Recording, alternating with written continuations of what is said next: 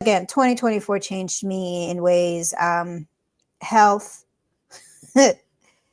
family, finances, career. I've become far less tolerant. And I don't know if it's a good or a bad thing. I don't know if it maybe it's hidden under discernment. I mean, I don't know. I just don't have the capacity for BS anymore.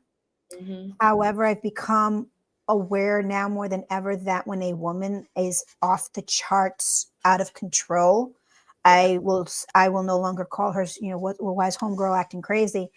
Uh Now I'm like, maybe she is in perimenopause or menopause and has no support that she needs. 2024 changed me. I have no capacity to put up with unjustified BS. I have no capacity anymore for differences in doctrine.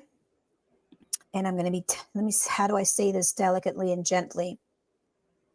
I am seeking truth much more viciously, not even militantly, viciously. If we are of the same spirit, I am concerned with how we as the body of Christ differ in so many of the minors that have become unnecessarily majors, that have made us look so comical, infuriatingly and detrimentally comical to unbelievers. We talk about how we try to keep our radar up if there's a church that, Jesus needs to come in flipping tables at. I think Jesus needs to start coming to some of our homes and flipping our own tables. I'm sorry. And I'm in this journey to do what Jesus doesn't have to turn a table in my house. And, I think 2023, early 24 was the year where, Lord, do you want me to be mindful of the dark spirit realm? The demonic, I became tired of constantly hearing, well, that's just a demon. I kind of got tired of it. I'm like, no, well, how much? Okay, great. Yes, I acknowledge that sometimes, but sometimes it's consequences of bad choices. Because when you blame everything on a demon, you're not taking responsibility. Yeah. So, that's just one of the many things. And so I just we don't have the time, don't have the patience. And it's and 2024 changed me in a way that 2025, I think my word for 2025 is going to be no, a lot. No. Because no is the most complete sentence out there right now. No, it's a complete sentence. No is a sin for me. No. And I don't feel, and I'm not going to always feel the need to give an explanation. No. That's so profound because no. When you're used to preambles, Mm-hmm. the stuff that we say before Disclaimers. We say the things, disclaimers, and then you're used to explaining yourself afterwards, and then you stop. I'm over it. Doing it. People are like, I will use an example. What happened to her? I'm usually very loquacious.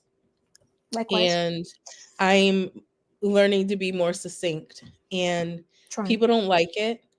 And I'm in ministry, right? So being in ministry, people have certain expectations of you, or they want to, and I think it's with any relationship, but I'm using ministry in this particular case, that people would like you to do things, and someone will just kind of give it to you because it's within your skill set. And something happened when one of my pastor colleagues sent a message to me, and I answered her in 1 to 2 words, each time she asked me a question, and then she asked me another question, and I said no. And then she said, and I can hear her in my head with her accent, "Are we beefing?"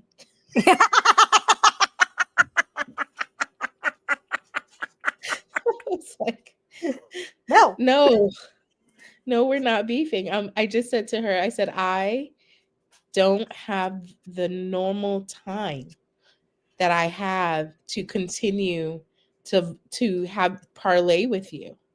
I Parlay. said, and because of this, I'm giving you the most succinct answer. I I love said, it. in that, you're going to need to learn to be accustomed to, because my time is not the same anymore with, this, now that I'm working, now that school is started again, now that I'm doing all these crazy things right now because I'm forcing change. Yes, forcing change. I think no and forced change is for 2025, and that probably goes in line with so many people saying that their 2025 is maybe the year of like acceleration, speed, Mm-hmm. But I'm wondering if in 2025, I need to put this out there. Remember me if it comes out. I wonder if 2025 is the year where instead of typing texts, press the button and it's a visual. It could be. So like, Excuse me. so your colleague was texting you or emailing you, and instead of typing NO enter, you just press the button, the device's camera goes on, and you say, no. Because in writing down, people don't know your inflection, your tone of voice, Exactly. your intention. I Exactly. have lost Exactly. relationships because people did not know what was my actual inflection, tone of voice, and But I it think at happens. those times, that's when you need to maybe get on the phone, Yes. And right? we become a It. society where people don't even want to make phone. Somebody just said in a podcast that I was listening to this morning, Gen Z is afraid of phone calls. I don't know how the podcast went. I'm not Gen Z. I hate being on the phone at work when I used to work in Mm-hmm. corporate. Mm-hmm. Tell me if we could have been, I don't know, have visual meetings. I mean, I don't I hate mean, you. absolutely. I tell you, I don't hate them. not sorry, sweetie. I was Not gonna that I think Zoom was a thing before the pandemic. Like, I believe it was in existence, but it didn't have such a stronghold right, stronghold. a stronghold as it did after we shut down, right? Right. And now we have all this technology that can help aid us. I mean, we even had Google Meets, right? But Google Meets, Google Workplace, it didn't come out of my mouth right. Google, not Google. Google. Sound like a old black lady, Lord. Google. So Google, Google Meets and things like that, have become such I wish this commonplace was liquor.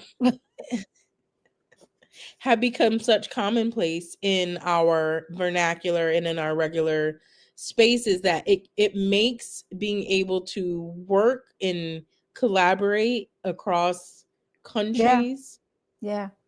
in different spaces. And sometimes you don't like it because you and I, we live close enough, right, to one another to be able to see each other often, but we don't, because our Li- lives just, we're like, Like life you is know life and a little different than we had anticipated. Yeah, exactly. but So I say all that to say, with technology has in some cases made people even more um unreasonable. separated. Unreasonable, people are more separate, people can feel disconnected. Short And then fuse. in other ways it has brought people together. Yes. And so how do we leverage technology in a way like we are now, right? Yeah. How do we leverage technology in a way that is going to be healthy and is going to help us accomplish the goals that we say we want to accomplish?